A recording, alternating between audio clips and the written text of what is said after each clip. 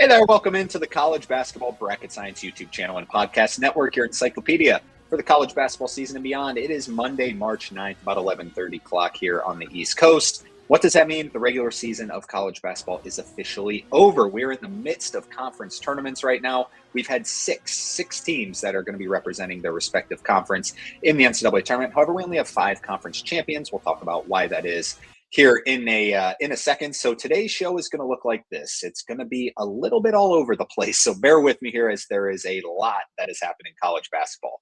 So we're going to talk about what happened this weekend. Like we said, 5 conference champions plus 1 where we'll discuss it. So it's going to be in a bunch of different segments. That's going to be segment 1.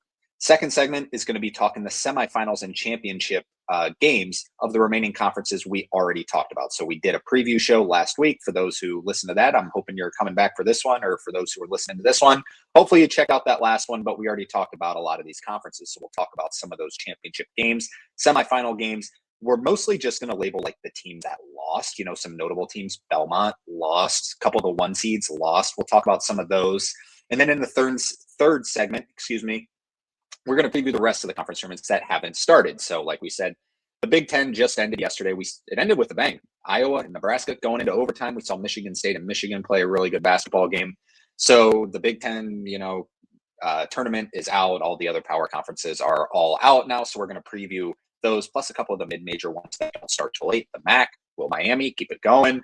Some other notable ones like the A10, American, all that fun stuff. So it's going to be in 3 different segments, talking 3 different versions of conference championship week and how it's come by. So it's going to be a lot of fun today. Before we dive into it, just be sure to hit that like button and subscribe to the show. Turn on the post notifications. I'll be going, having a couple live shows next week as we're getting really, really close to Selection Sunday. We're 6 days away from Selection Sunday. It is Monday. Like I said, tomorrow on Tuesday, I'm going to do a full bracketology. Today, we only have, I believe, 14 total games on the slate. So, the only thing that might change in terms of bracketology would be those automatic qualifiers, because we don't have any of the, the at-large teams playing other than the WCC with Gonzaga, St. Mary's, and Santa Clara. Follow us on Instagram at Bracket Science with 2 S's in that one. Then be sure to check out our website, bracketscience.org. Coaching carousel stuff on there, conference tournament stuff on there. All of our content condensed into one. Be sure to go check that out. All right, without further ado, let's dive into it. Let's talk about the teams that already punched bids. I'm going to try and get, like I said, there's a million things to talk about. I'm going to try and give every single team that, obviously already clinched their love. However, I'm going to try and get through them somewhat quickly. 1-seeded Tennessee State took down 2-seeded Morehead State in the OVC Championship. Year 1 under Nolan Smith. Yes, that Nolan Smith who went to Duke. Kind of a Duke legend.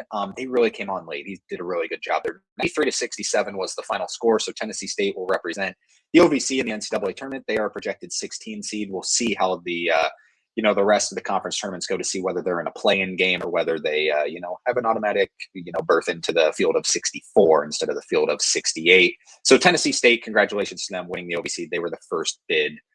Secured actually the second, but we'll talk about that in a second. Now let's talk about Arch Madness, where the Missouri Valley champion is Northern Iowa. We'll talk about their path to get here in a little bit. Like I said, some of the few notable 1 seeds that lost. Belmont did lose. Northern Iowa is your second highest analytically ranked team, or they were going into the they still are going into Arch Madness. However, they were the 6th seed, just how it fell.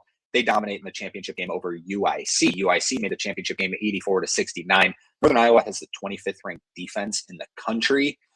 They're going to be a 12 seed. I would say like a 90% chance. They maybe could climb up to an 11 seed if there's a bunch of crazy bid stealer stuff. Remember a couple seasons ago, like Duquesne ended up being an 11 seed, which they shouldn't have been. However, they won a game. But you never know what's going to happen with all the bid stealer stuff. But Northern Iowa, definitely a mid-major team to watch out for come March Madness. Once again, we'll talk about their path, how they got there here in a second. In the Big South, it is High Point yet again. New coach, no problem.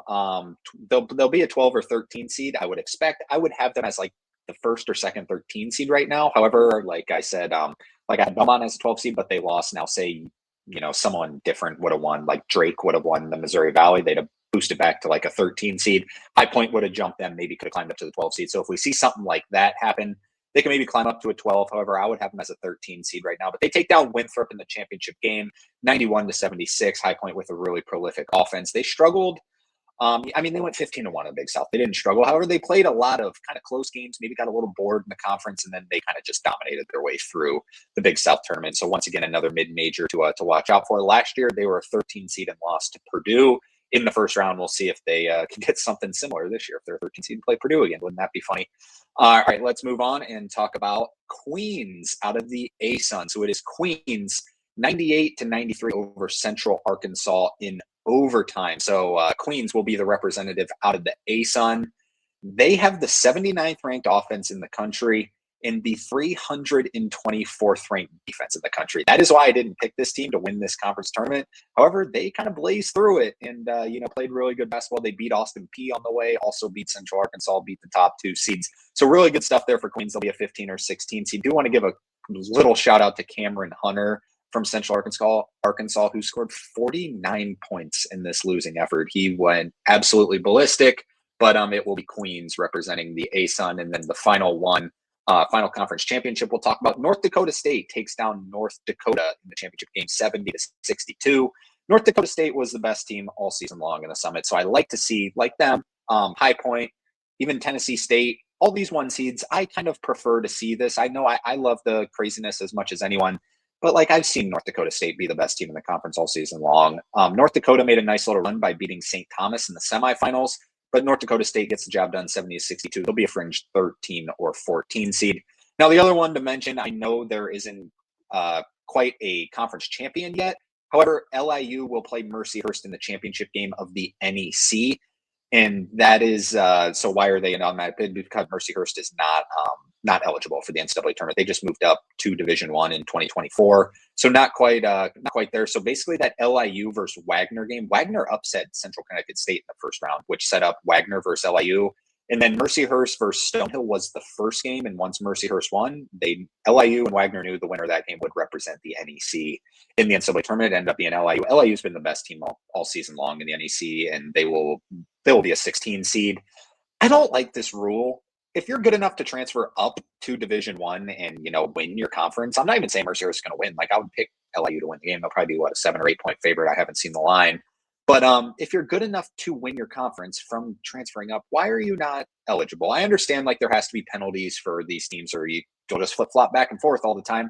However, they're paying millions upon millions of dollars, and I know colleges can afford it. They make enough money. But it's just kind of if you transfer up, if you're a Mercyhurst and you're hey, we're too good for our level, let's move up to Division I, see if we can compete. And you do, and you get to the conference championship game, and now you can't get there. The same thing was with St. Thomas last year. Queens, I forgot to mention, I should have mentioned, this is year 1 of eligibility for Queens, and they got the job done. So in their first year of eligibility, but still, what if they don't want it last year? It's not really fair in my opinion. I know, like I said, there's got to be consequences, but there's got to be a better way to do it. So LIU will represent the NEC. All right, let's talk about what else happened this week. We're going to go back to Friday, and then we'll move into Sunday. Like I said, stick with me. We'll be a little bit all over the place, and then I will be pulling up brackets and stuff. I have all these graphics that you'll see after this game we talk about, obviously, labeled it by conference tournament. So it should be easy to follow, but just bear with me here. All right, but let's talk about number 19, Miami of Ohio, because they did finish the undefeated regular season, 31-0. They won it, and what better way to do it, winning at your rival, at Ohio. Ohio finished 15-16. However, they're better than 15-16. The final score in overtime, another just nail biter, 110-108. This was just an all-time viewing experience, just because the game was started at 9:00 and ended up ending at midnight on the East Coast. I know it went to overtime, but there were 3 technical fouls plus a flagrant foul for Miami. It was all over the place. You could feel the tension of God, they're nervous. They're fighting for an undefeated regular season. There's points going back and forth like crazy. Ohio, it's a rivalry game. These Ohio fans obviously want to be the one to ruin their perfect season. It's everyone in the building is rooting for Ohio. Everyone else in the world, you can just feel, is everyone wants Miami of Ohio to win. They want them to have this regular season, keep this awesome story going. And they do. They end up getting the job done, even with those 3 technical fouls and with the flagrant foul as well. It was oh my God, everything is going against them to win this game. But they do end up getting the job done, 31. They'll be in the NCAA tournament. I don't care what anyone says. They're going to be in. Congrats to Travis Hill and this Miami of Ohio team. So let's talk about what else happened on Friday. Here's the full graphic. Like I said, a lot of these mid-majors, as for those watching, it already, this is some quarterfinals, some couple third round stuff, and like they have a conference champion. So we'll just talk about some of the notable teams that were eliminated that you won't see. Maybe some teams that you're like, oh, I thought that team was going to represent. Yeah, we'll talk about that. But elsewhere in like the at large world, we'll say VCU won at Dayton 68-62. I think VCU is going to be in that NCAA tournament. I'll probably have them as like 3 teams in right now. So like the last team, the teams vying for the last team in the tournament right now, though that's barring no bid stealers. Last year we didn't see, did we even see a bid stealer last year? I can't even remember if we saw 1 bid stealer last year, but the year before we had 6. So you never know what's going to happen. That bumped Indiana State out notably a couple seasons ago. VCU don't play with fire too much. I have them comfortably in right now. But like the teams vying for that last spot as of now, barring no bid stealers, are just god awful. And we'll talk about that tomorrow. Tomorrow is going to be our bracketology show on Tuesday, so be sure to come back for that. Seton Hall is one of the teams vying for that last spot. I don't think they can quite get there. They had a game at UConn earlier in the week, which they had a chance, however, they lost, and they had St. John's here. Couldn't get that one done either. St. John's, we'll talk about why this is important, because St. John's, I guess I'll just mention it now, won the Big East regular season, which we'll talk about UConn here in a little bit. UCF loses at West Virginia. West Virginia, also one of those teams kind of vying for that last spot. As of right now, they still have a chance. They have some quad 1 wins. However, the metrics aren't quite great, but if they're just like, if the committee's like, hey, this team has beaten good teams, let's put them in, wouldn't be completely surprised. UCF has lost 3 in a row, though. Starting to edge towards the bubble. They're lucky the bubble is so bad, but I think UCF will be fine. But West Virginia picks up a win that they needed here. So we already talked about the Missouri Valley and what happened. Let's just talk about some of the notable teams that lost, like I said, in all of these conferences. Belmont did lose to Drake by 21 points. I talked about Belmont so much on the show. I really, really like this team. They started fizzling as of late. Maybe some could have said they saw this coming. I sure didn't see this coming. I'll be the first to admit it. I thought they'd kind of flip the switch. And I mean, they were like, just give it 2 or 3 weeks ago, like they had a somewhat of a chance for an at-large. Like they were around 50-ish in strength of record into a bubble, and then it just kind of went down the drain. This isn't a good Drake team, quite frankly. I mean, I guess they're done. They got eliminated, like we said. Northern Iowa won the conference. So Drake, this is not a Darian DeVries, a Ben McCollum, a Nico Medved Drake team. They were the 9 seed in the Missouri Valley and went and dominated Belmont. So kind of a shocking one there. Murray State was also one of the popular picks to win the conference. However, they lost to UIC. Like we said, UIC did end up losing to Northern Iowa in the championship game. Northern Iowa beat Illinois State. Northern Iowa, once they beat Illinois State in this game, plus Belmont lost to Drake, and then Bradley just never was going to do it. They just didn't have enough talent. It was Northern Iowa's to lose pretty much, and they went all the way and got the job done. Bradley did take down Valpo. In the Sun Belt, so we haven't talked about the Sun Belt yet. We will talk about it here in a second as one of the tournaments that's going on right now. I believe, are we in the semifinals or championship game? We're in the championship game, I believe. We'll talk about it. I have it written down. I can't keep track of everything. But Georgia Southern, which is one of the teams we're going to talk about, on a tear. They took down Arkansas State, and then they beat South Alabama. So great stuff there. Southern Miss beat Texas State as well. So an 8 seed and 10 seed in the semifinals. And then in the OVC, like we said, Tennessee State did end up winning. SEMO got eliminated. UT Martin also got eliminated in that semifinal game.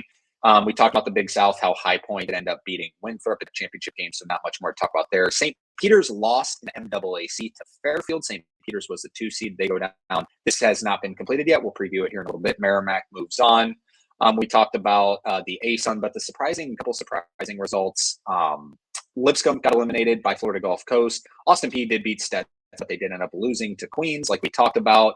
And then we don't even have to talk about the rest of these. Let's move on and talk about Saturday stuff. So I'm going to bounce back to the Power Conference, and then we'll talk about the mid-major stuff, because Saturday had a little bit of everything going on. Let's talk about what happened in the Power Conference. For those who watch these shows, I usually give shout outs to special individual performances. I'm not going to do it in this one. So just keep in mind that, there was a lot of great individual performances.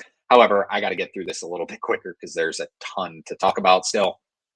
Duke did beat North Carolina. I can't remember if I talked on the last show. I'm sure everyone's heard the news by now. Caleb Wilson's out for the season. He broke his thumb in his, he was coming back from a hand injury in his left hand. He broke his thumb in his right hand. It sucks for North Carolina. Duke also running into some trouble with Patrick Gamba and Caleb Foster. with some injuries right now. I haven't heard the extent of those injuries yet. I don't believe it's came out yet. So something to kind of keep an eye on for the projected number 1 overall seed. But Duke does take down North Carolina, a shorthanded North Carolina team. UConn loses to Marquette, and UConn knew what they had to do. You have to win this game to have a share of the Big East regular season title, to probably hang on to your 1 seed, which I don't have them as a 1 seed right now.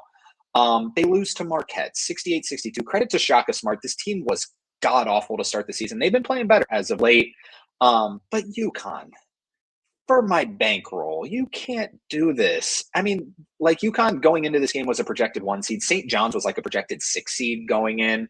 And then Villanova is your only other team that's going to make the tournament out of the Big East, barring, one of the teams winning the conference tournament. They're going to be like a 7 or 8 seed. UConn's been the best team all season long, and you can't win the Big East regular season just to profit my Big East regular season bets and pretty much everyone's Big East regular season bets. Let's be honest. I don't think after the non-conference, a lot of people were betting St. John's. If you did, congrats to you, but come on, UConn. You can't be serious right now. I'm sure everyone saw Dan Hurley get ejected from this game. It was just, come on. You can't do this. All right, let's move on. Number 25, St. Louis loses to George Mason badly, 86-57. George Mason has not been playing good basketball, but they gave it to St. Louis. St. Louis is definitely in a plateau state right now. We'll see if they can recover in the A-10 championship, in the A-10 conference tournament.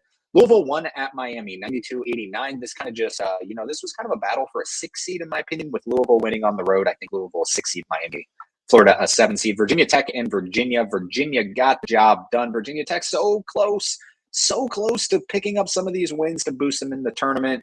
Virginia gets the job done. Stanford wins at NC State. NC State has lost 4 in a row. They're playing terrible. I don't know why this team is like I love this team in the preseason. I thought they were going to be really good. I don't know why this team is viewed as a lock to make the NCAA tournament. I know their metrics are good, and that's what I base all my bracketology off of is these metrics. But they just don't look good. And I don't know why their metrics are so good because they really haven't beaten anyone awesome. They're losing games like this. Credit to Kyle Smith and Abuka Corey. Abuka Corey had 33 points in this one. Kyle Smith is such a good coach. Stanford, not eliminated. They have a chance to be that last team. Like I said, we're going to talk about some of these teams that have a real chance to be that last team. Virginia Tech is one of those. They're still in the conversation. Stanford's there. After that win, we'll even move down. Cal did lose to Wake Forest, so Stanford will boost up a little bit because of that. Cal is vying for that last spot. You can't lose to Wake Forest, especially after losing a home game to Pitt. SMU loses at Florida State. SMU just basically doesn't want to be in the NCAA tournament. They have lost 3 in a row. They're not playing good basketball right now. Florida State, watch out for Florida State. I'm going to give a couple dark horse picks where it's if you want an NC State kind of run, Florida State's playing really good basketball right now. Moving on, let's talk about the SEC. Alabama took down Auburn. Please get Auburn out of the tournament. The loss columns got matter. This team is not good enough. Alabama picks up a big one here. I have Alabama as a 3 seed. Alabama's 8th or 9th in wins of a bubble and strength of record. Really good resume going for Alabama. Playing really good basketball right now. Vandy did win at Tennessee. Nate Ament did not play. 86-82. Vanderbilt and Tennessee now split the series on the season. Florida won at Kentucky, 84-77. Florida is just running through the SEC right now. Arkansas did win at Missouri, 88-84. I don't think Missouri's in any sort of trouble. Arkansas didn't even have Darius Acuff in this game. They still get the job done. Arkansas is dangerous. We'll talk about these more in the the SEC tournament picture. Texas A&M won at LSU. This should lock Texas A&M into the NCAA tournament in overtime. LSU is a disaster. Oklahoma won at Texas. Oklahoma's good. I'm telling you. For those who follow the show, I was on Oklahoma in the preseason, and you can say that's a bad take, but this is the best team ever. I keep saying that you will ever find that lost 7 games in a row in the season. This team is not bad. Texas still fine, but hang on. Georgia wins at Mississippi State, and then the Mountain West, pretty much regular season championship game here. If New Mexico would have beat Utah State, it would have been a tie, but Utah State beats New Mexico. Utah State wins the Mountain West regular season. Going through the Big 12 here. Arizona wins at Colorado, no surprise there. BYU does finally get a victory over Texas Tech in the ACL Bowl, we'll call it here. Texas Tech without JT Toppin, obviously, and BYU without Richie Saunders, but BYU picks up a good victory here. Houston wins at Oklahoma State. Oklahoma State had them. They let it half. If Oklahoma State would have won this game, they might have realistically really been with the Stanford, with Cal, with some of these teams really vying for that last spot to make the NCAA tournament. I don't know if they can get there. I mean, they'll be able to get there. It's a Big 12, tournament. They were going to have a ton of opportunities, but had it here and couldn't get it done. Cincinnati and TCU. TCU gets the job done 73-63. Cincinnati, another one of those teams vying for that last spot in the field. TCU is playing really, really good basketball right now. Kansas State and Kansas. Kansas drills them 104-85. They brought Darren Peterson off the bench just because they start all the seniors on senior night. And let's be honest, you can do that against Kansas State. Kansas State's terrible.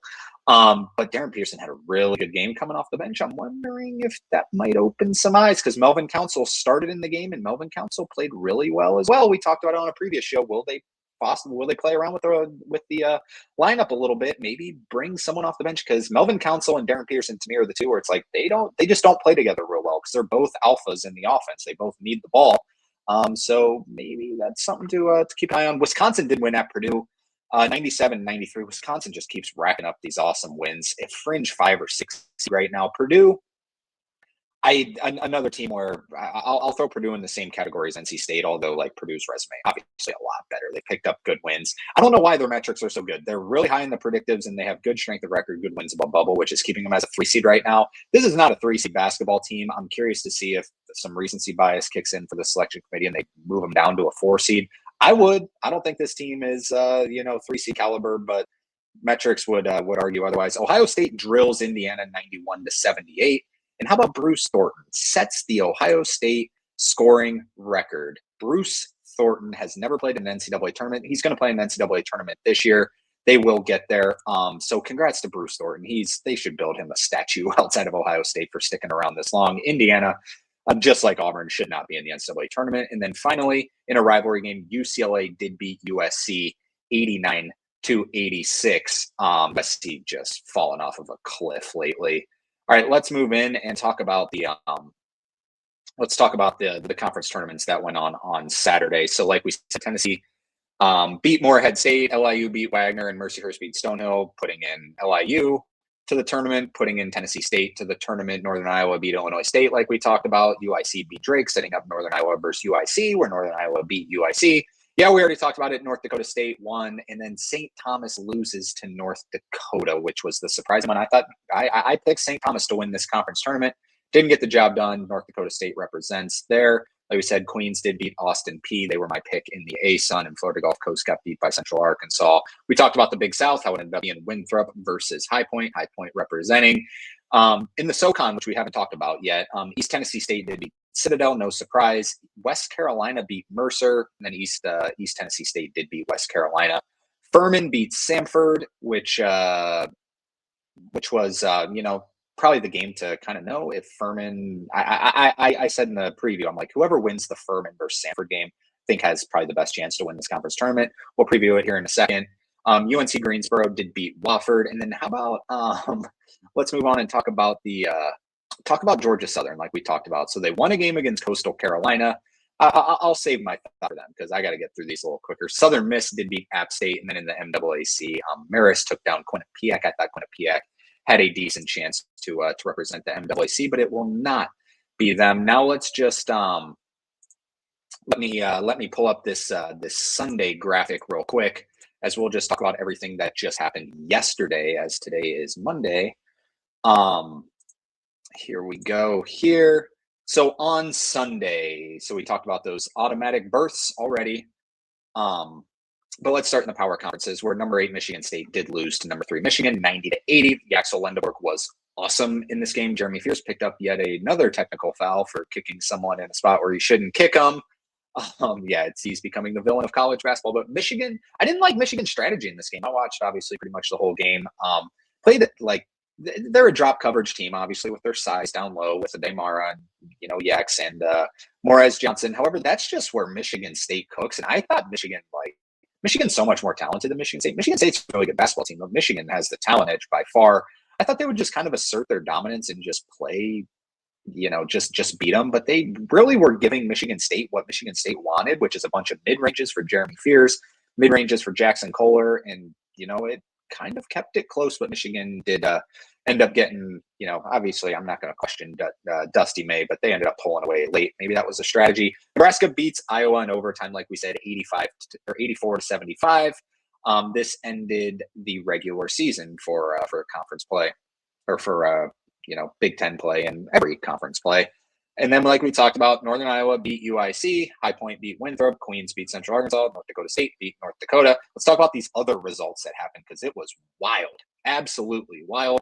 Colgate loses to Lehigh. I didn't see this one coming. I thought Colgate was going to play Navy in the championship game, but even more surprisingly, Navy loses to Boston U at the buzzer. I'm sure everyone saw the video. It was wild in the Patriot League, so Boston will move on to face Lehigh. East Tennessee State did beat West Carolina, and Furman beat UNC Greensboro, setting up an East Tennessee State versus Furman championship game. Troy beat Southern Miss, and Georgia Southern beat Marshall, setting up a Troy versus Georgia Southern championship game. Marist lost to Merrimack in a really good game, so Merrimack moves on. I needed that for the bankroll. Merrimack, hopefully you watched the let's just say the bets haven't gone great for our last preview show, but a couple of the best bets still looking fine. Merrimack at like plus 300 plus in the championship game, so hopefully they can pull it out against Siena. They will play Siena, who beat Fairfield. The CAA was wild, absolutely wild. Well, these two games. Campbell beats UNC Wilmington. UNC Wilmington pretty much just ran through this conference in the regular season. They were 15-3 in the regular season. Charleston was 14-4. Then there was a drop off to 12-6. Campbell was 8-10 in the conference. Towson was 9-9. However, Campbell beats UNC Wilmington 85-70, and Towson beats Charleston 81-56. Show up, Charleston. What are we doing here? You lose by 25 points. Are you kidding me? It kind of went, one of the more viral clips in the social media college basketball world was Bruce Pearl basically saying, like, look, why are some of these one seeds playing this early in the tournament? I agree. Why is UNC Wilmington not? Like, I like these tournaments that give, your best teams an automatic bye to the semifinals, stuff like that. And when you have to play a 9 seed, you have to win this many games in a row. I think some of these conferences should lean into, really giving an advantage to your best teams, because let's be honest, if you're the CAA, your best chance to win in March Madness is going to be UNC Wilmington or Charleston, or we'll throw Hofstra in there as well. Hofstra is, your best analytically ranked team, but they are still alive. They beat William and Mary. So it's like, now, hey, you only got one chance. If you don't have that representing your conference, you probably don't have much hope to win a game in March Madness. So I kind of agree with Bruce Pearl. I know Bruce Pearl's been on kind of the rough side of the social media sphere lately, but kind of agree with him on that one. Like, send UNC Wilmington and Charleston to the semifinals. Like some of these graphics that we'll talk about, including the WCC, like they do with, they put Santa Clara and they put Oregon State already to the quarterfinals, and then you put St. Mary's and Gonzaga all the way to the semifinals, so they have the best chance of getting there. But San Francisco did lose to Oregon State 78-77. Wayne Tinkle has already been told, the coach of Oregon State, that he's not going to be back next season, and he's got them to the semifinals. They were the 4 seed. They weren't that bad. San Francisco, a disappointing season. I feel like I say that every year for San Francisco. Really disappointing season this year. They got too much talent. And then Santa Clara did beat Pacific. I think Santa Clara is going to be fine for the NCAA tournament now, regardless. I mean, obviously, like we said, if there's 2 bid stealers that come out, Santa Clara might be in a little bit of danger. If there's 3 bid stealers, obviously more danger. You beat St. Mary's, you're probably fine, but that'll set up a Santa Clara versus St. Mary's semifinal game, in Oregon State versus Gonzaga. All right, so that's everything that happened. Got under 30 minutes in that. We're going to take a quick break, and then on the other side, we're going to talk about, like I said, those championship semifinal games of these tournaments that have already been started.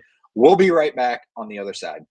Announce my new partnership with WalterPicks. WalterPicks is the go-to app for sports data and sports science. They just introduced a new mock bracket builder where even before Selection Sunday, you can now dream up brackets. You can look at potential first-round matchups, compare and contrast the teams. You can dream up a Final Four based on the projected field. Do all that with the new mock bracket builder. Also, be sure to check out the College Basketball Advanced Metrics and Analysis. You can look at all the fun stats that we talk about on bracket science, the overall efficiencies, offensive and defensive efficiencies, strength of schedule for seed line purposes and bracketology purposes. You can also check out the pace that these teams play at for betting purposes. And then, of course, everyone's favorite, what percent of your points come from the three-point line to take that mid-major over the power conference team. Right now, you can try premium for 14 days, just $5.41 a month for a ton of betting purposes. Be sure to sign up with creator code SCIENCE, SCIENCE. That's code SCIENCE at checkout. Remember, it's WalterPicks. Download the app.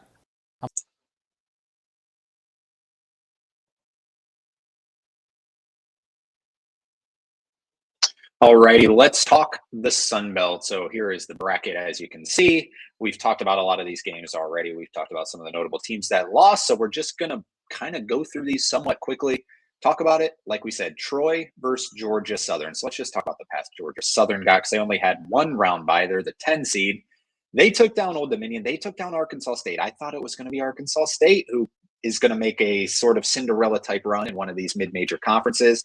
Nope, Georgia Southern beats them. Georgia Southern also beats South Alabama. Georgia Southern also beats Coastal Carolina, and they beat Marshall as well en route to the championship game to take on Troy. Troy is a 6.5-point favorite. That game is going to take place tonight on Monday, March 9th. How about that for Georgia Southern?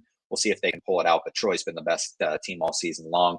This is the SoCon, and this is, by the way, all these graphics are courtesy of their respective conferences. The SoCon, this is just from their website because the SoCon doesn't post an updated graphic. Just because the SoCon has been terrible all season long doesn't mean you shouldn't fill up a graphic. Come on now, SoCon. So we talked about a lot of these games already. It set up a championship game between Furman and the East Tennessee State. And this was as of just a couple minutes ago. And they still don't even have Furman in the championship game. What are we doing, SoCon? Come on now. But Furman and East Tennessee State are the two best teams in the conference, in my opinion. So at least we get, although Furman's the 6th seed, they've got some serious talent. So that should be a really fun game tonight. East Tennessee State is favored by 1.5 in that matchup. All right, let's move on and talk about the CAA, which, like we said, has been absolute chaos. So we're in the semifinals of CAA. Like I said, these are in order of when these conferences are going to complete, when their bid is going to end up. So the championship game will be on Tuesday. However, tonight on Monday, we have Campbell versus Monmouth. That's on the CBS Sports Network. And then we also have Towson versus Hofstra. So Towson, I think the champion is, it's no surprise, going to be the winner out of the Towson-Hofstra game. Then the championship game, like we said, will be tomorrow on Tuesday. Campbell, after beating UNC Wilmington. Monmouth's okay, but I would pick Monmouth over Campbell. No surprise there. And then I think either Towson or Hofstra will be. I'll pick Hofstra to represent the CAA. Let's move on and talk about the Horizon, which has a crazy reseeding structure. So we haven't talked that much about the Horizon, but we do have the semifinals set. Wright State versus Northern Kentucky. Northern Kentucky took down Doug Gottlieb in Green Bay last night to set up that game. Northern Kentucky is actually favored by 1.5 in that game against Wright State. Northern Kentucky is a good 7th seed in the Horizon. Robert Morris versus Detroit Mercy. I picked Robert Morris in our preview show. I think Robert Morris is the best team. Give me Robert Morris over Northern Kentucky in the championship game. But what a story for Detroit Mercy to be the 3 seed and to make the semifinals. Good for Detroit Mercy there. So move on and talk about the WCC. Nice graphic here by the WCC. It's kind of what we wanted. St. Mary's versus Santa Clara. We definitely want to see that in the semifinals.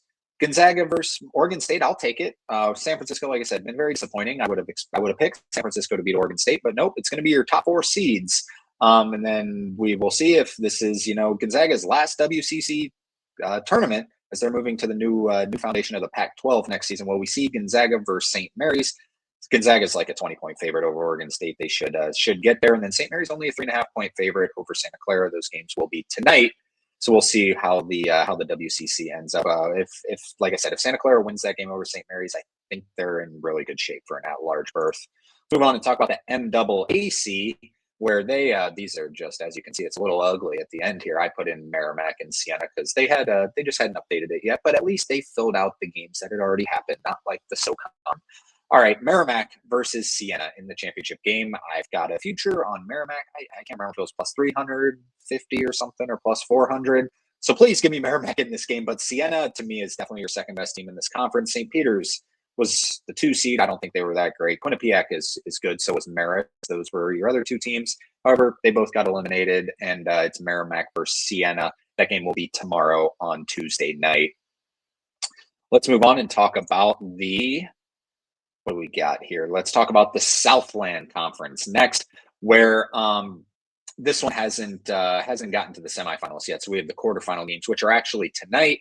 It's New Orleans versus Texas A&M Corpus Christi. The winner of that will play Stephen F. Austin, and it's UT Rio Grande Valley versus Nichols. I would expect UT Rio Grande Valley to win that game and take on McNeese. McNeese is the host school, so they have a really big advantage for winning the Southland Conference. They're the favorite over Stephen F. Austin, although they're the 2 seed. Kind of unfair to Stephen F. Austin. Stephen F. Austin has just came in and dominated this league, as has McNeese, obviously. But hopefully we see Stephen F. Austin versus McNeese in the championship game. McNeese a little higher analytic-wise. Stephen F. Austin, however, is the 1 seed, but McNeese would be favored, especially it being on their pretty much a home game for McNeese there. Then moving on to the Patriot League, where, like we said, it's been chaos. Navy dominated this entire way. So I know, like, kind of the same thing we talked about with Bruce Pearl. You put them in the semifinals, they still would have had to play. They wouldn't have had to play Bucknell, would have had to play Boston. Would they have maybe prepared a little bit different? I don't know. I'm not going to make that argument, but they did still get to the semifinals. But like we said, Boston moves on. Lehigh thought it was going to be Navy Colgate. Instead, it's Boston Lehigh for the championship game. That championship game will be on Wednesday. They'll be playing for a 16 seed. Let's move on and talk about the Big Sky. This is the Big Sky. Also, we're going to give a little bit of hate to, because they didn't post an updated bracket. I don't even know if they posted a bracket in general on their website. But this is courtesy of basketball.realgm. I found it online, and he had one made. So credit to him. So Portland State did beat Idaho State to move on. The most notable one, Idaho beat Montana State. Idaho was favored in this game. I didn't watch this game. I'm not sure why they were favored, but obviously they were favored for a reason. I don't know if Montana State was missing someone. For the Big Sky people can probably let me know, but Idaho does win the game, so the 2 seed is out.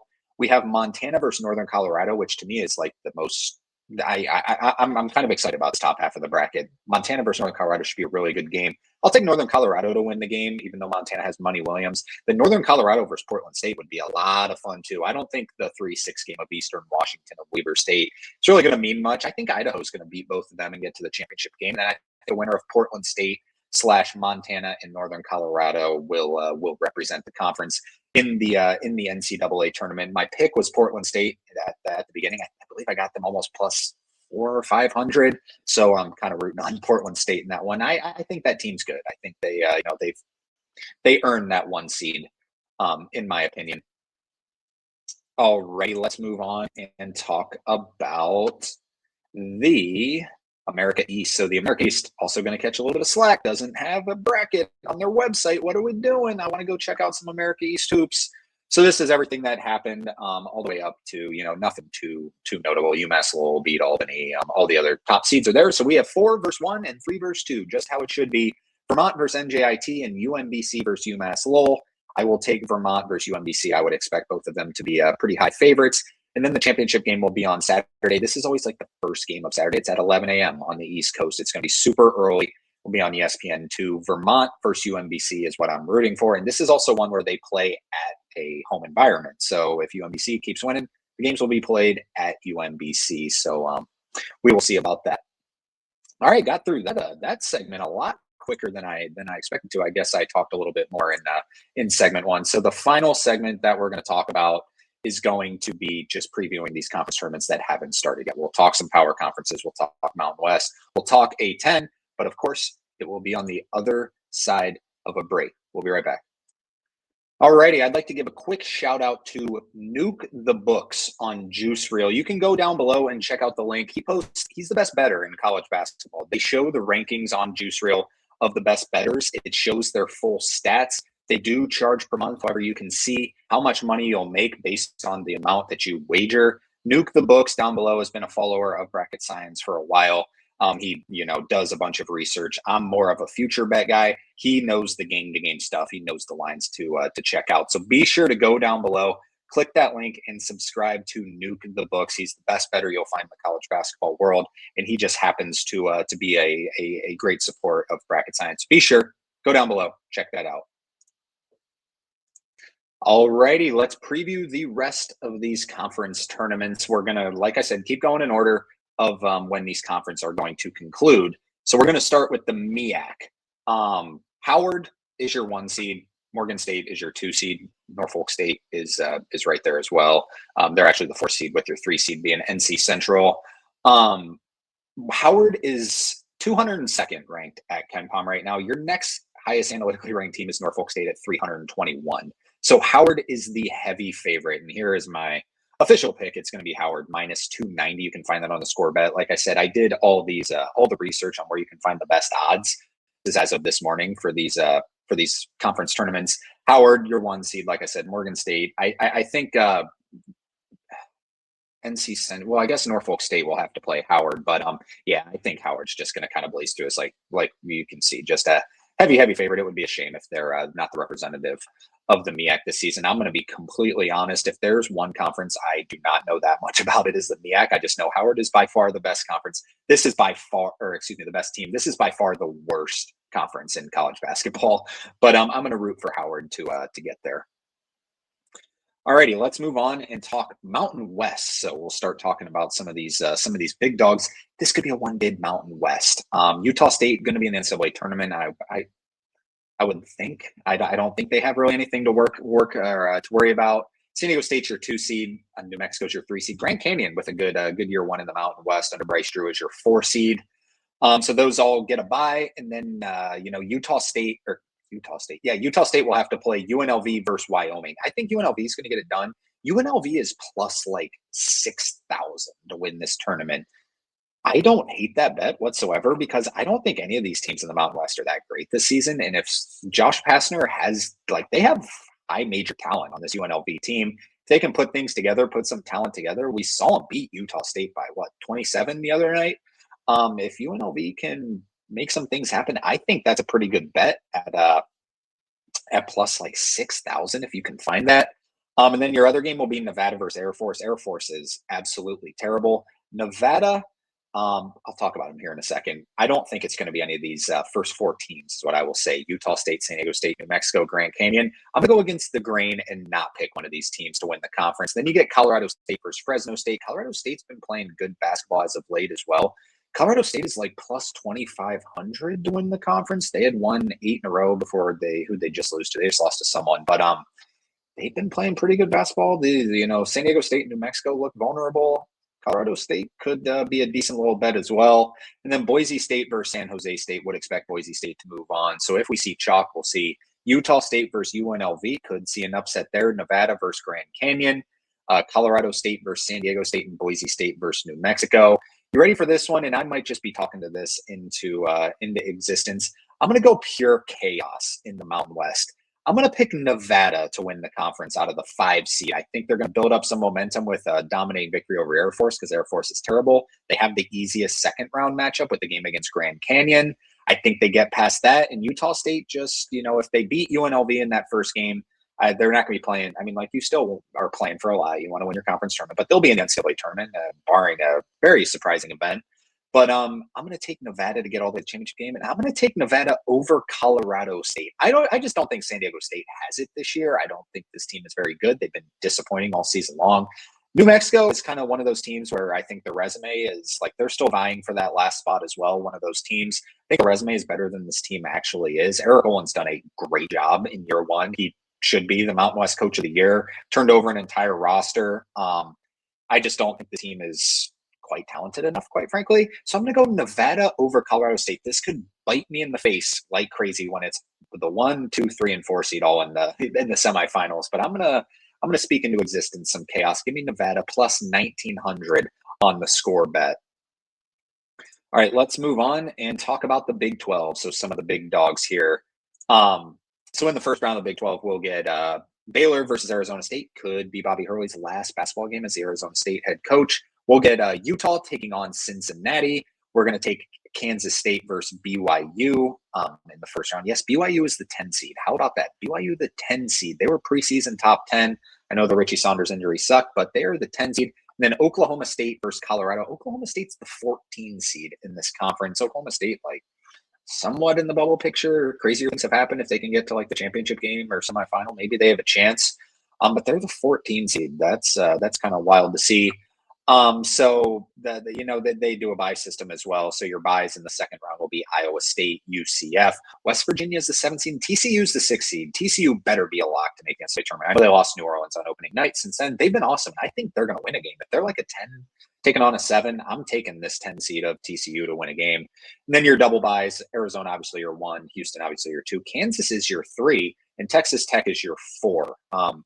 So I'm going to just kind of go down the line and kind of pick this one. I'll just say Baylor takes on, you know what? I'm going to say Arizona State beats Baylor. Both teams are weirdly kind of, I don't know, gritty. Both teams can sort of make some noise. I don't know. I'm not even going to pick that game because either way I pick it, it's going to be wrong. I'll say Iowa State wins, whoever that one is. I'll take Cincinnati to obviously beat Utah and then BYU to beat Kansas State, Oklahoma State over Colorado. I think Oklahoma State gets it done. Then I'll take, obviously, Iowa State. I'll take Cincinnati to beat UCF. Cincinnati, well, we'll talk about them a little bit more in a second. BYU versus West Virginia, probably BYU, quite frankly.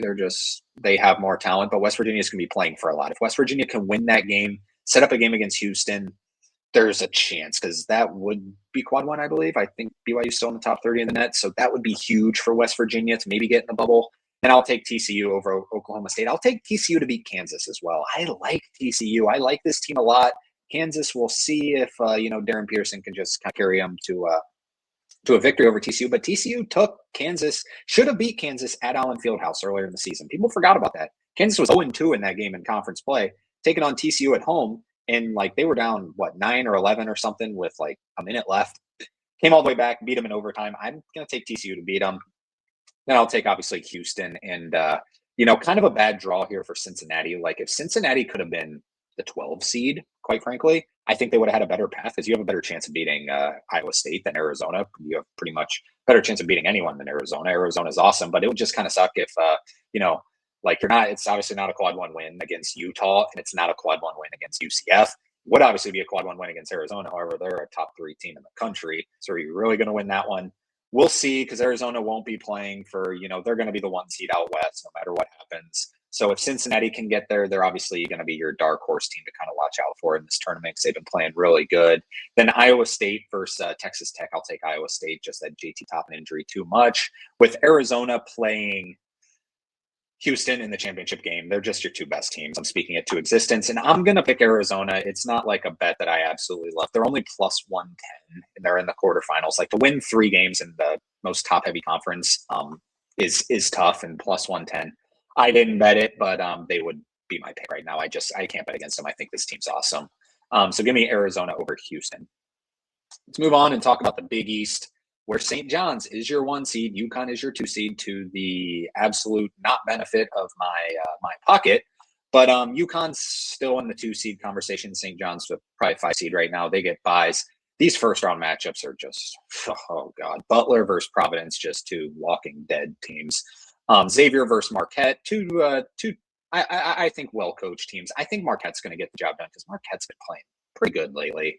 DePaul is your 6 seed. Yes, that's the state of the Big East right now. No disrespect, but DePaul is your 6 seed. Georgetown is your last seed. Georgetown needs to move on from Ed Cooley. Give me DePaul to win, Marquette to win, and I'll say Providence to win with a last hurrah for Kim English, I guess. Then I'm just going to try and speak into existence St. John's versus UConn in the championship game, just to have a little rematch of that game. And I'll pick UConn. I don't love it. UConn just absolutely drilled St. John's, which is kind of the only reason I'm picking it. They're only plus 100 at DraftKings. I didn't bet it. I'm not betting UConn again. That was a frustrating loss for my pockets. I had a lot relying on that. You've been the best team all season long. Just win the Big East regular season, and you lose to freaking Creighton and Marquette, who are, I don't know. But we do have a second round matchup between Creighton and Seton Hall. We'll see if Seton Hall can win that one and beat St. John's. Maybe we'll start talking about them for the bubble. I don't know, though. I think they gonna have a little bit, gonna need a lot of help. Let's move on to the SWAC, from some power conference action to the SWAC. So just kind of like the MEAC, this is probably the conference I know the least about. I don't follow it that much, but Bethune-Cookman has been your best team. They've been in my bracketology all season long. However, I'm not going to pick Bethune-Cookman. I am going to go with Southern, who is the 3 seed. I won't go through all of these ones, but I'll take Bethune-Cookman all the way to the championship game to take on Southern. Florida A&M is actually your 2 seed. Southern's the 3 seed. I just like this Southern team. I watch them a lot in the non-conference. I think they've got some skill. I'll take Southern at plus 270. Which you can find on DraftKings. Let's move into some MACtion. So the MAC, kind of the Bruce Pearl method here. You got your top 8 teams in the MAC all, make the tournament, but Miami's going to play in the first round. So Miami will have to play UMass. I think Miami should get the bye to the second round. They do have an easier path, because your next 2 best teams are definitely Akron and Kent State, in my opinion. I'm going to take Bowling Green over Toledo in the 4-5 game. I don't love it, but I'll take Miami versus Bowling Green. Then I will take Miami to the championship game. I'll take Akron versus Kent State, which is a big rivalry game, but Akron's kind of had Kent State's number lately, and Akron to the championship game, setting up a brotherly love game, Travis Steele and John Gross, with Akron versus Miami. I'm going to take Akron. I want it to be Miami. I do. I want it to be Miami, but would it be the worst thing ever if we got a 2-bid MAC? That would be pretty awesome as well, because I think Miami, even if they lose to UMass, will be fine. Akron is your heavy favorite. They're minus 110. Miami's like plus 200. I might have saw that like plus 290 somewhere. I think that's the better bet because that value is really good. If there's a team that is not going to be nervous during this stretch, it's going to be Miami. They win every close game. They've been in they've been the biggest story in college basketball this season. So if there's someone who could do it, it's them. However, I really like this Akron team. I think Akron could be a sneaky 12 or 13 seed as well. I'm going to go Akron with John Gross handing them Miami's first loss. So what would that put Miami at? 32, 33, 33-1. That would be pretty cool, but it'd be even cooler if 34-0. Like I said, I'm rooting for Miami of Ohio, but I'm going to pick Akron. All right, let's move on and talk about Conference USA. Conference USA, Liberty is your 1 seed. Liberty has been struggling as late. I know this graphic's kind of confusing. It confused me at first as well. But Liberty will have to play the winner of FIU and Missouri State. So let's just say Liberty wins the game. They would actually move on. They don't have to play more games than like the 4 and 5 seed, which it kind of looks like on the graphic. So they would play the winner of Middle Tennessee State and Louisiana Tech. They just would play a worse off team. Sam Houston State is your number 2 seed. New Mexico State is a 10 seed who will play Jacksonville State, in the first round. I'll take New Mexico State to win that game in a 10-7 game. New Mexico State isn't like that bad.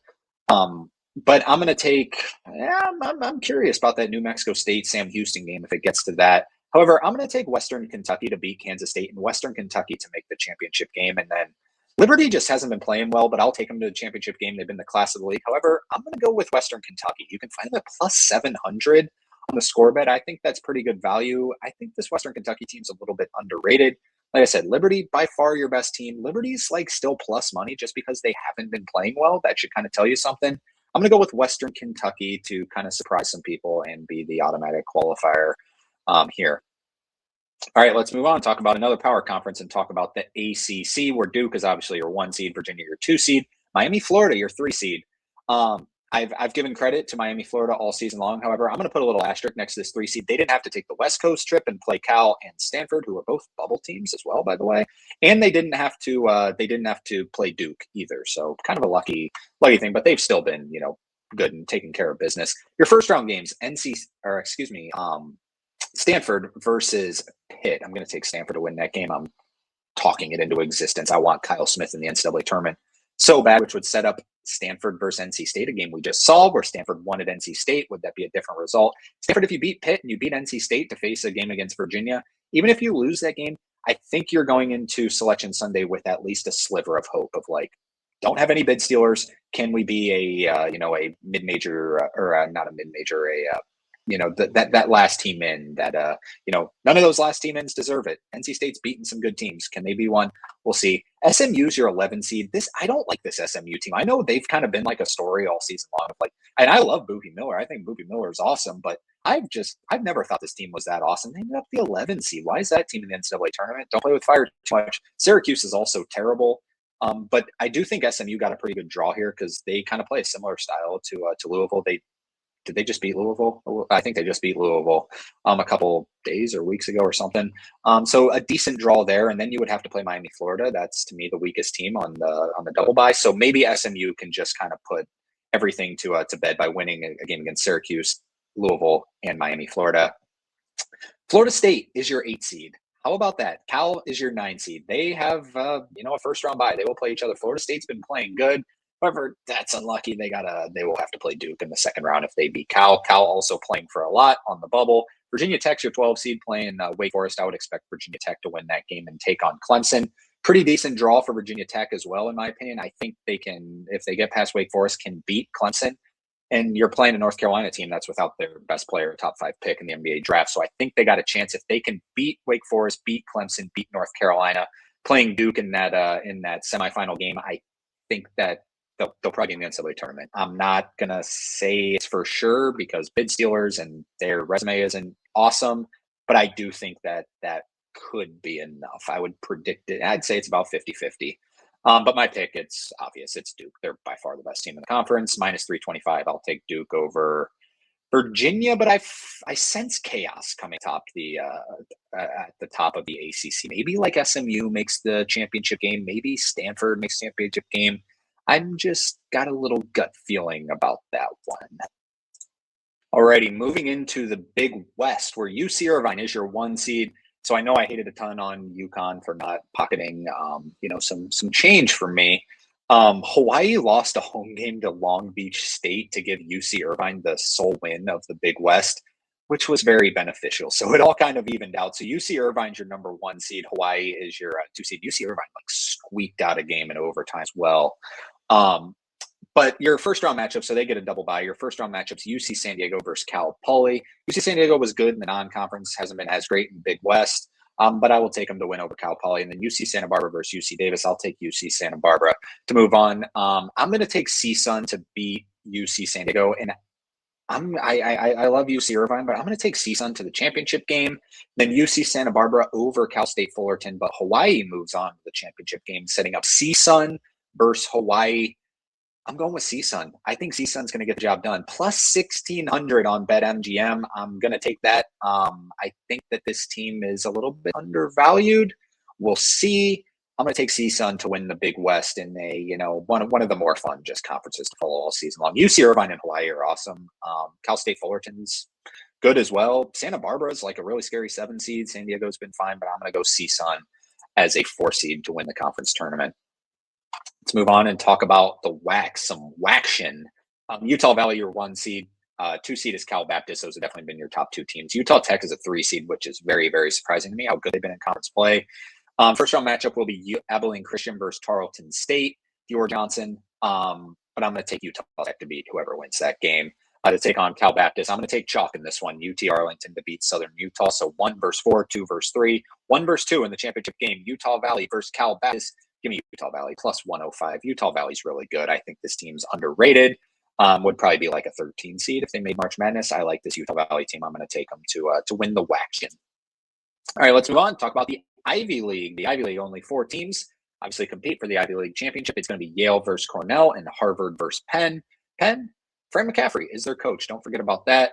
I'm going to take Yale to win the conference tournament.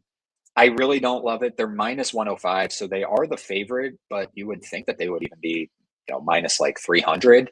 I don't love this Yale team. I don't think they're that great. I don't really love their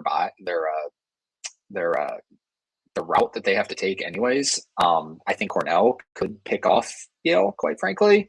Harvard and Penn, whoever wins that game, I don't think will beat Yale or Cornell, but I'm going to pick Yale, just best program. Not real confident in it at minus 105. Would not recommend betting it, but if you do, hey, it's Yale. Let's move on and talk about the SEC, the best, highest analytically ranked conference in the country via KenPom. So I like how they do their bracketing. Their top 4 seeds get double byes. Your 1 seed is Florida, 2 seed is Alabama, 3 seed is Arkansas, 4 seed is Vanderbilt. How about that? Single bye, Missouri as the 8 seed, Tennessee is the 5 seed, Georgia is the 7 seed, Texas A&M as the 6 seed. We'll see all 8 of those teams in the NCAA tournament. Let's talk about the first round matchups where Kentucky's got a first round matchup game versus LSU, who came in last in the conference. LSU came in last place in the conference. I got some flack in the non-conference because LSU was like undefeated one time. I'm like, this is the most fraudulent team in the entire country. People didn't like it. They're the 16th seed in the SEC tournament, a rare one that I got right. But I'm going to take Kentucky to beat LSU in that one. Then Auburn, 12 seed in the NCAA or in the SEC tournament, and could be an 11 seed in the NCAA tournament. Yeah, that shouldn't happen. Get Auburn out of the tournament. But if they win a game against Mississippi State, beat Tennessee, they're going to have a chance. I don't agree with it, but they're probably going to have a chance because that's the selection committee. And then Texas versus Ole Miss. Texas is your 10 seed after playing some pretty good ball during the middle of the season. I'll take Texas to beat Ole Miss. Ole Miss, bad season under Chris Beard. Oklahoma over South Carolina. Oklahoma, like I said, I've liked this team for a while.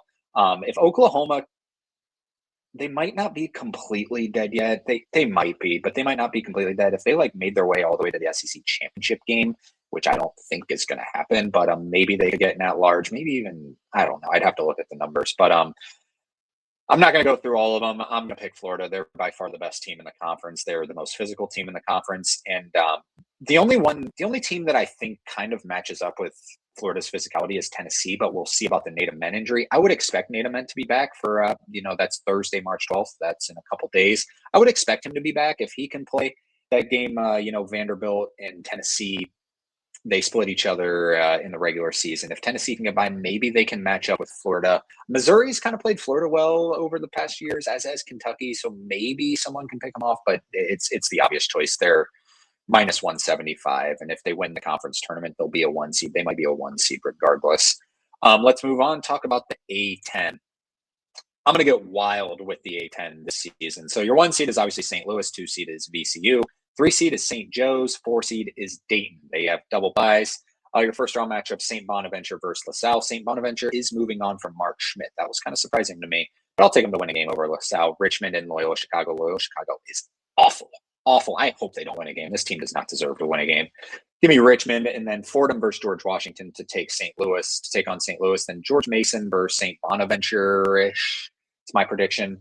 Take George Mason to move on, setting up St. Louis versus the winner of George Mason versus Dayton. That's kind of a coin flip for me. I would probably take Dayton, but although George Mason, like we said, they just drilled St. Louis. So if they can get there, maybe they can beat St. Louis again and get to the championship game. I'll take VCU to beat the winner of Duquesne and Rhode Island. I will take Davidson to beat probably Richmond. I'm going to take St. Joe's to win a game to set up a 2 versus 3 and either a 1 versus 4 or 5. So kind of chalk. I'll take the winner of Dayton versus George Mason to get to the championship game and beat St. Louis. I think St. Louis will be fine as an at-large. I think VCU, if they get to the semifinal game, should be in decent shape for an at-large. However, I'm going to take St. Joe's to beat VCU, and I'm going to take St. Joe's to win this conference tournament. Kind of under the radar, St. Joe's has been playing really, really good basketball lately. They're plus 1,500 on FanDuel right now. I don't hate that bet. They're the 3 seed. Like, you're probably looking at this graphic like St. Joe's is a 3 seed, Dayton's a 4, and George Mason's the 5. St. Joe's is above them. St. Joe's has sneaky been playing really, really good. I think this sort of Cinderella story continues. I'm going to take St. Joe's to win the A10. We will see plus 1,500. Let's talk about the American, where, yes, Memphis has to play a first-round game against Tulane. Florida Atlantic has to play a first-round game against Temple. Florida Atlantic and Memphis kind of disappointing this season. I'll take Memphis to win. I'll also take Memphis to beat Charlotte. Maybe it's just because they're Memphis. I'm not sure. I'll take Florida Atlantic to win. I'll also take Florida Atlantic to beat North Texas. But I like this little buy system that they've introduced, which they probably introduced a lot of the reason for Memphis, quite frankly, just because they're the class of the league. However, not even close this year. I wouldn't be surprised if they're moving on from Penny this offseason. But USF with all the way to semifinals, as is Wichita State. Sneaky good job for Wichita State this season. Tulsa's been really good as well. To me, UCF is just by far the best team in this conference. They've been playing really, really well as of late. They're minus 115. This is actually a bet I took. I know it's minus money. I mean, almost even money. They're in the semifinal game, and I don't think any of these top teams are any good. And I mean, the only team I think that could maybe give them some stuff is, maybe UAB could, maybe Memphis could, or Tulsa in the championship game. I think to win just 2 games, I think USF is going to do it. I think they're just above and beyond pretty much everyone else in the conference. So I'll take USF at minus 115. You can find it on FanDuel. All right, and finally, the last one to talk about is going to be the Big Ten. Obviously, the Big Ten leads up to the selection show. So in your first round, obviously, they have a big bye structure as well. In your first round matchup, Oregon and Maryland.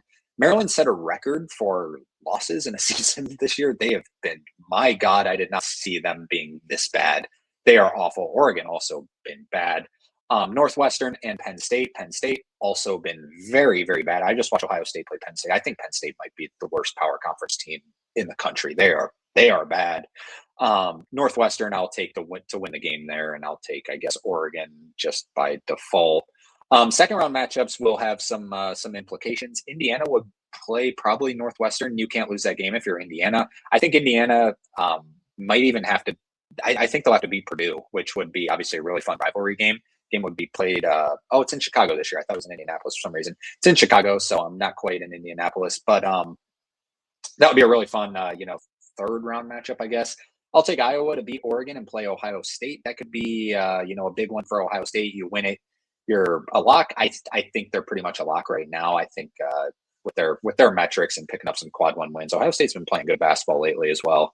So I would expect them to be in the NCAA tournament. However, I'm going to take Iowa to beat Ohio State, like I talked about just a couple shows ago. If you want to see coach circles around someone else, it's going to be Ben McCullum around Ohio State. Iowa's been playing better as of late. I'll take Iowa to move on and face Michigan. USC is just the walking dead right now. I'll take Washington to win that game and take on Wisconsin, who's your 5 seed. Indiana versus Purdue, like I said, then I'll take Rutgers, Minnesota. Steve Peichel is actually coming back for next year. I had him on the coaching carousel on our website, ended up taking him off, but we'll see about this one. I don't really care who wins this game, quite frankly.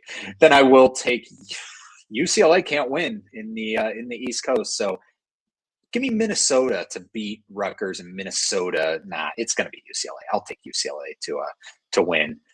So I know I'm kind of just bouncing all over the place here, but I do think I'll take Wisconsin to beat Illinois and get to the semifinals, because Wisconsin always somehow gets to the semifinals of the Big Ten tournament, even the finals, it seems. And then Michigan's just your best team. So Michigan versus Wisconsin. Wisconsin won at Michigan this year. I think Michigan gets a little bit of revenge and gets on to the championship game. I'm going to take Nebraska's your 2 seed, by the way. I should have mentioned that.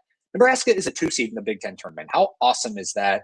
That win against Iowa clinched it. So I think Nebraska is going to beat either Purdue or Indiana. Purdue has been playing terrible. I don't think Indiana is very good. I'll take Nebraska to the semifinal, and I'll take Michigan to the semifinal as well. Michigan State, or excuse me, did I say Michigan or Michigan State? Michigan State. Then Michigan State, I will take over Nebraska, getting a little bit of revenge there. Setting up Michigan versus Michigan State yet again. I'll take Michigan to win it at -105. I don't love that at -105. They have to win 3 games in a very top-heavy conference as well. Don't love it, but they're the best team. I'll take them to win the Big Ten. All righty, that's going to do it. Just a little over an hour. I thought I might be pushing an hour and a half. Only a little bit over an hour. There was just a ton to talk about. I'm bouncing all over the place. I'm having mic problems. Hopefully this is hopefully it's still pretty clear. I don't know if it's as clear as I can't figure out this mic, what's going on with it. So apologies for that. But yeah, a lot of fun just talking about these conference tournaments. Like, this is my second favorite week of the entire season, outside of, obviously the first, second round of March Madness. Final Four is awesome. Elite Eight's awesome. But I love these conference tournaments. Love to see these mid-major conference tournaments. And then the power conferences are fine, but it's just like, they're not playing for as much as, the WAC. Like, Utah Valley is playing for their lives. Like, Michigan, not really playing for their lives, but still fun to watch those power conferences as well, because we'll see some very top-heavy matchups. All right, enough yapping. That's going to do it for the show today. Like I said, be sure to come back tomorrow. Bracketology full. I'll release a full seed list all the way through. Talk some bubble watch. It's literally just going to be bracketology, no results, because we've talked about that today. And tonight on Monday, it's not the busiest night. We will have a couple. I can't remember how many 2-bits punched tonight. So not that much will change. We'll see some WCC action with some at-large teams. But outside of that, shouldn't change too much. So be sure to come back for that. Follow us on Instagram at Bracket Science with 2 S's. Be sure to hit that like button before heading out. Subscribe to the show. Turn on post notifications. Check out the website, link down below, bracketscience.org. Go check out Nukethebooks on JuiceReel and sign up for our code on WalterPicks. That's code SCIENCE. I'll be back and talk to everyone again tomorrow. Enjoy tonight's ball. Till then, take care.